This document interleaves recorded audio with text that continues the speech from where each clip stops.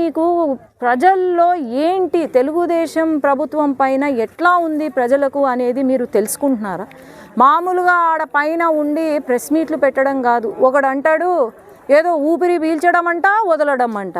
నాయన మీరందరూ వైసీపీ నాయకులు ఊపిరి పీల్చుకోండి, వదలద్దు. 4 సంవత్సరాల తర్వాత మీరు ఉంటే, బాగానే ఉంటే, కాళ్ళు అన్నీ బాగా ఉంటే మీరు అప్పుడు మళ్ళీ ఊపిరి పీల్చుకొని మాతో పాటు పోటీకి రండి అని నేను అంటున్నా. ఎందుకంటే ఇప్పుడు అభివృద్ధి దిశగా వెళ్తున్నాము. ఎందుకు చేయలేకపోయినారు? 5 సంవత్సరాలు ఏమీ చేయలేదు మీరు.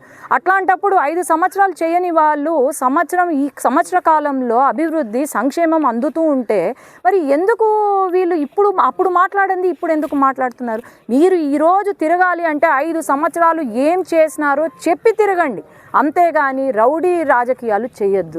జగన్మోహన్ రెడ్డి గారికి ఒకటే చెప్పేది, మీరు నీతిగా రాజకీయం చేయండి. మీరు 5 సంవత్సరాలు బాగా చేశారు అని అనుకోనుంటే 5 సంవత్సరాలు ఏం చేశామని చెప్తూ తిరగండి. కానీ రౌడీ రౌడీలను వెంట వేసుకొని రౌడీ రాజకీయాలు తీసుకొస్తే, రౌడీ రాజకీయాలను ప్రోత్సహిస్తే మాత్రము ఎవ్వరూ ఊరుకోరు అని నేను తెలియజేస్తున్నా. ఈరోజు ఉదాహరణకు ఇక్కడే నేను మీ కళ్ళ ముందే అడుగుతాను. ఈరోజు అందరూ లేడీస్ ఉన్నారు ఇక్కడ. అమ్మ, ఏ ప్రభుత్వం బాగుంది?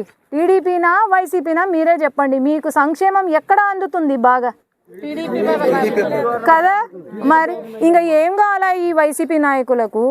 చెత్త రాజకీయం చేయడానికి మళ్ళీ వస్తున్నారు, జనాలను మళ్ళీ మభ్య పెట్టడానికి, మోసం చేయడానికి మళ్ళీ తిరుగుతున్నారంటే ఎవ్వరు నమ్మరు, ఎవ్వరు మళ్ళీ ప్రోత్సహించరు కూడా. ఖచ్చితంగా చెప్పు దెబ్బలు అయితే పడతాయి మీరు మళ్ళీ పాదయాత్రలకో లేకపోతే వేరే దానిలోకి వస్తాయి. ధన్యవాదాలు.